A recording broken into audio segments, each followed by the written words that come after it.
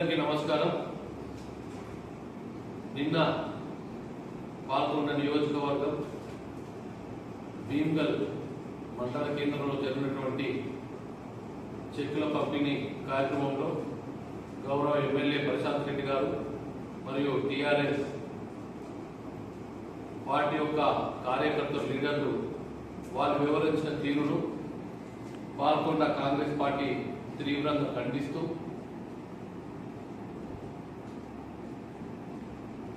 గత 2 రోజుల నుంచి వార్తలన్నీ వస్తున్నాయి.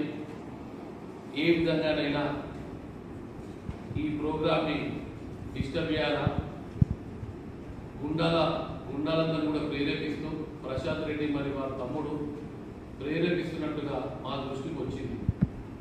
ప్రజాస్వామ్యంలో అందరికీ నిరసన తెలిపే హక్కు ఉంది, కానీ దానికి పద్ధతి ఉంది. గత 10 సంవత్సరాల్లో టీఆర్ఎస్ పార్టీ అధికారంలో ఉంది, మరి వారు కూడా మినిస్టర్ ఉన్నారు.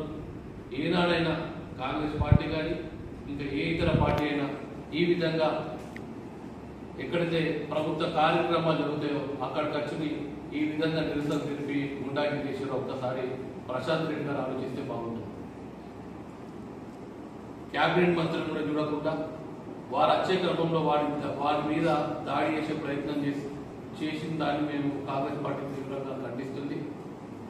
కార్యక్రమంలో కూడా అనేక ఇబ్బందులు ఎదుర్కొన్నప్పటికీ ప్రజాస్వామ్యము అందరూ పాలు పంచుకోవాలా అని మంత్రి గారు ప్రభుత్వము పద్ధతి ప్రకారం అందరూ అవకాశం ఇచ్చింది.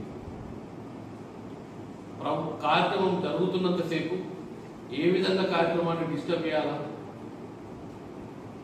అని చూస్తున్నారే తప్ప కార్యక్రమాన్ని సజావుగా సాగే విధంగా వాళ్ళక్కడ వివరించలేదు.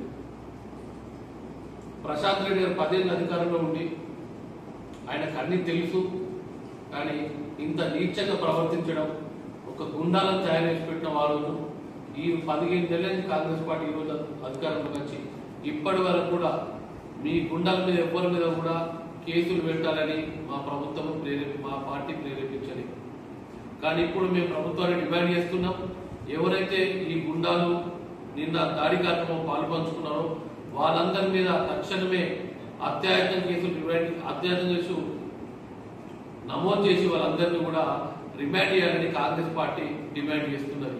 ప్రశాంత్ రెడ్డి ఇప్పటికైనా నీ తీరును మార్చుకో.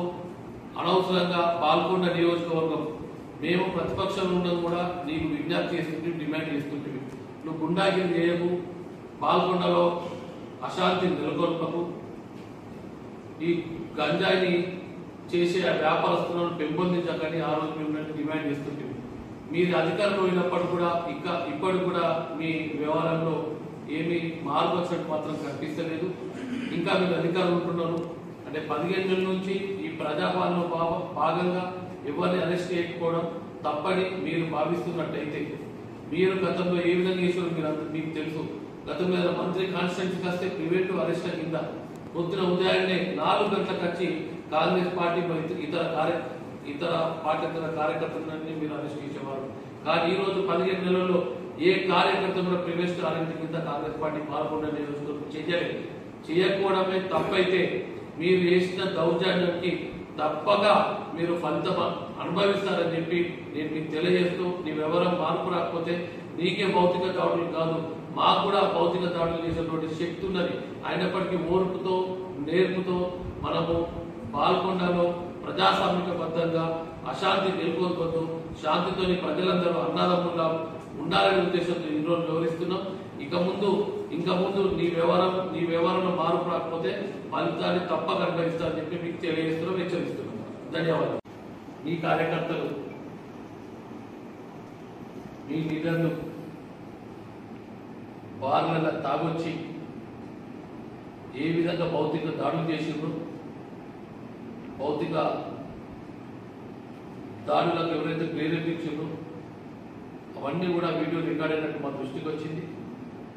తప్పకుండా దానికి మీరు ఫలితం అనుభవిస్తారని నేను మీకు హెచ్చరిస్తున్నాను.